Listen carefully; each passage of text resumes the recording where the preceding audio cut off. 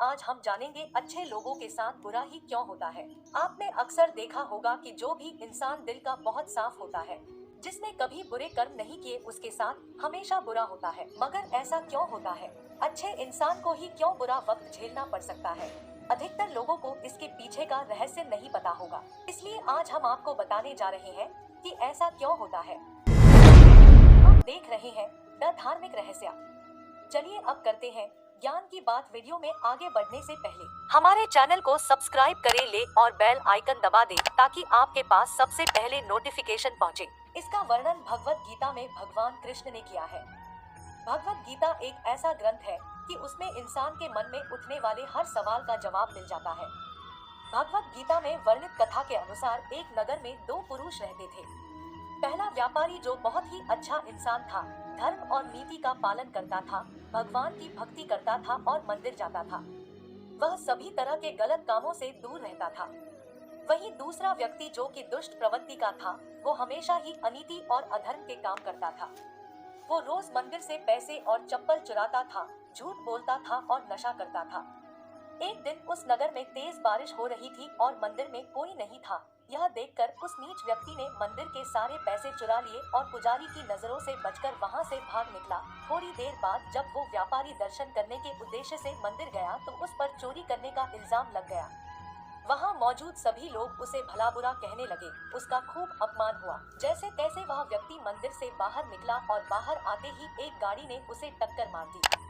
वो व्यापारी बुरी तरह से चोटिल हो गया। उसी वक्त उस दुष्ट को एक नोटों से भरी पोटली हाथ लगी। इतना सारा धन देखकर वह दुष्ट खुशी से पागल हो गया और बोला कि आज तो मजा ही आ गया। पहले मंदिर से इतना धन मिला और फिर ये नोटों से भरी पोटली। दुष्ट की यह बात सुनकर वह व्यापारी दंग रह गया। उसने घर जाते ही घर में मौजूद भगवान की सारी तस्वीरें निकाल दी और भगवान से नाराज होकर जीवन बिताने लगा। सालों बाद जब उन दोनों की मृत्यु हो गई और दोनों यमराज के सामने गए तो उस व्यापारी ने नाराज स्वर में यमराज से प्रश्न किया कि मैं तो सदैव ही अच्छे कर्म करता था, जिसके बदले मुझे अपमान और दर्द मिला, और इस अधर्म करने वाले दुष्ट को नोटों से भरी पोटली। आखिर क्यों? व्यापारी के सवाल पर यमराज बोले, जिस दिन तुम्हारे साथ दुर्घटना घटी थी वो तुम्हारी जिंदगी का आखिरी दिन था, लेकिन तुम्हारे अच्छे कर्मों की वजह से तुम्हारी मृत्यु एक छोटी सी चोट में बदल गई। वहीं इस दुष्ट को जीवन में राजयोग मिलने की संभावनाएं थी, लेकिन इसके बुरे कर्मों के चलते वो राजयोग एक छोटे से धन की पोटली में बदल गया। इस कहानी को सुनाने के बाद श्री कृष्ण ने अर्जुन को समझाया कि भगवान हमें किस रूप में देते हैं, इसको समझ पाना बहुत ही मुश्किल है, परंतु यह सत्य है कि भगवान हमेशा अच्छे और बुरे कर्मों का फल जरूर देते हैं। अतः व्यक्ति को चाहिए कि जीवन में आने वाली परेशानियों जी घबराना नहीं चाहिए और व्यक्ति को सदैव अच्छे कर्म करना चाहिए, क्योंकि उसका फल किसी न किसी रूप में जरूर मिलता है। तो मित्रों, आपको पता चल ही गया होगा कि अच्छे लोगों के साथ बुरा क्यों होता है। इसीलिए अपने बड़े बुजुर्ग की सेवा करनी चाहिए, वे अपने माता पिता का कहना मानना चाहिए और हर मनुष्य की मदद करनी चाहिए।